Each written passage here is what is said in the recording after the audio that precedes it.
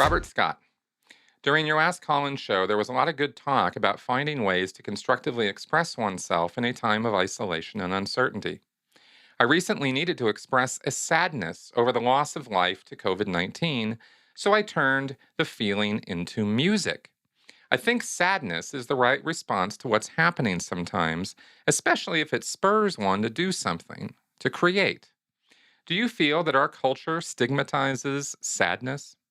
Thanks for the question, Robert. And I would say that if I had to answer this with a strictly yes or no, that I would say yes. But there's more words to be said here, so let me qualify all of that by saying first off, the American culture is actually a disparate collection of many different cultures that have a very hard time getting along with one another, and yet somehow have made it work.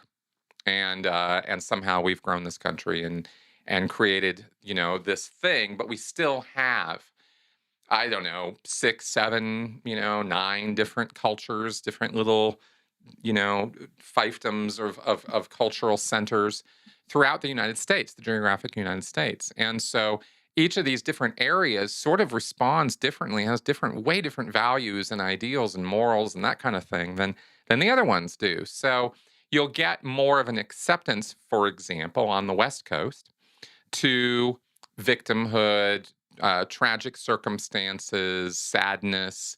You'll get more sympathy for that kind of thing than you would say in, uh, the South, where it's more of a, pick yourself up by the bootstraps and, pray to God and all will be well. And there's a plan and, don't be, too broken up about everything because it's all going to end up all right. And I'm talking in broad generalities already, even though I'm trying to break this down into, slightly more nuanced bits and pieces here. It's you're always going to offend somebody when you start, uh, personalizing or what's the word, talking about the characteristics of different areas. You know what I mean? Because you're going to run into people in those areas who are like, that's not how it is here. So I know, I get it. Okay, but generally, so let's go up and say, generally speaking, in the United States. Um, there's a sort of this American exceptionalism attitude that has pervaded the United States for centuries, decades, certainly, anyway, a long time. um, and failure, giving up, being sad, being morose, being down, that's frowned upon, generally speaking. People aren't interested. This is why one of the reasons why treating depression and anxiety and other difficult mental illnesses or personality disorders in this country is so difficult, because we don't even want to recognize that it exists. We don't even want to acknowledge it. Oh, he's sad. He's a loser. He's just being a victim. He's just this, or she's just that.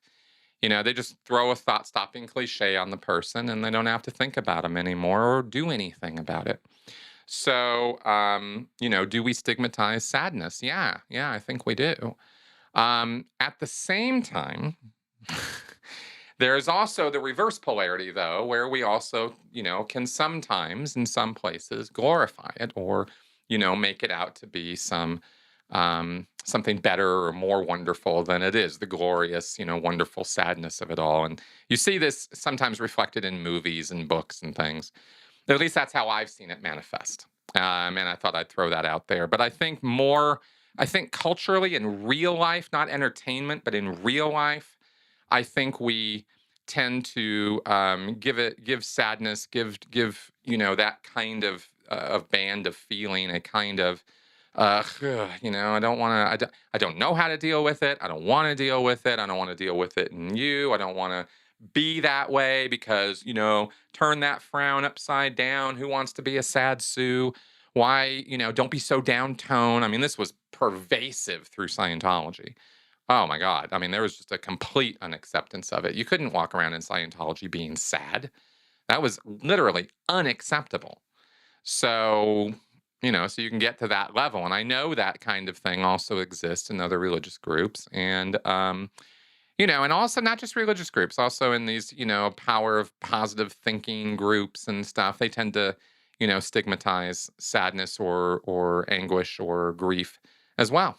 So that's the basis for my answer on all of this. And I don't know. It was all just kind of shooting from the hip, maybe. I hope that answer is somewhat useful.